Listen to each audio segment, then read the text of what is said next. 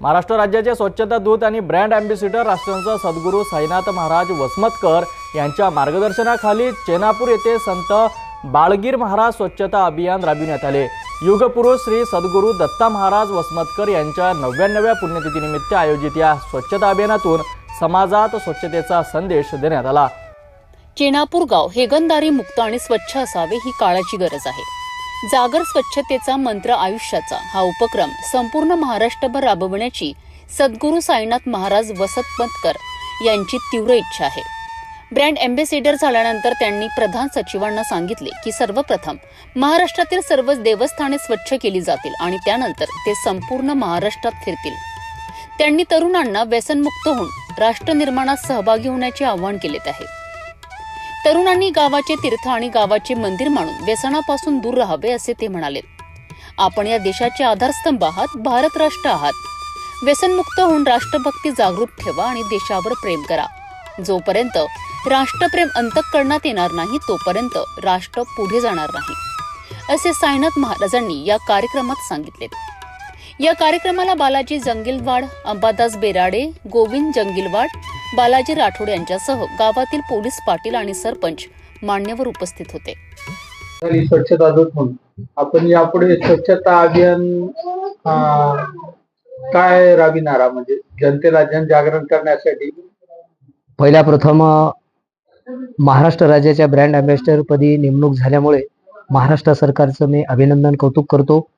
या महाराष्ट्र राज्याचे मुख्यमंत्री देवेंद्र फडणवीस साहेब, उपमुख्यमंत्री अजितदादा पवार, उपमुख्यमंत्री एकनाथ शिंदे साहेब, स्वच्छता विभागाचे कॅबिनेट मंत्री गुलाबराव पाटील, राज्यमंत्री मेघना दीदी बोर्डीकर, माजी मुख्यमंत्री अशोकरावजी चव्हाण साहेब, अमर राजूरकर साहेब, आनंदराव पाटील भोंडारकर, आमदार दक्षिण मतदारसंघाचे, परभणीचे आमदार राहुल पाटील आणि राज्यसभेचे खासदार अजित गोपछडे साहेब, अनेकांनी माझ्यासाठी ब्रँड अँबॅसिडरसाठी मेहनत करून मला हे पद प्राप्त करून दिलं आणि त्यामुळे त्यांचं मी अभिनंदन करतो।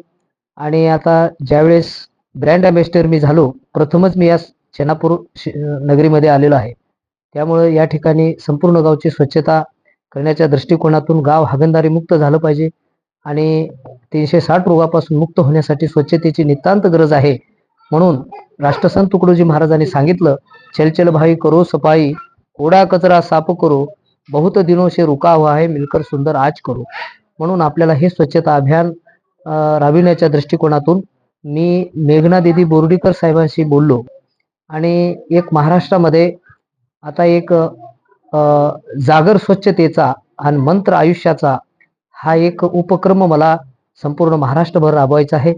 आणि ज्यावेळेस अँबॅसिडर झालो त्यावेळेस मी त्यांना सांगितलं, प्रधान सचिवांना, की पहिल्या प्रथम महाराष्ट्रातले संपूर्ण देवस्थान स्वच्छ करणार आणि देवस्थान स्वच्छ झाल्यानंतर मग हा एक उपक्रम घेऊन मी महाराष्ट्रभर फिरणार आहे। तरुणांना काय आवाहन करणार आपण स्वच्छतेच्या संदेशाबद्दल?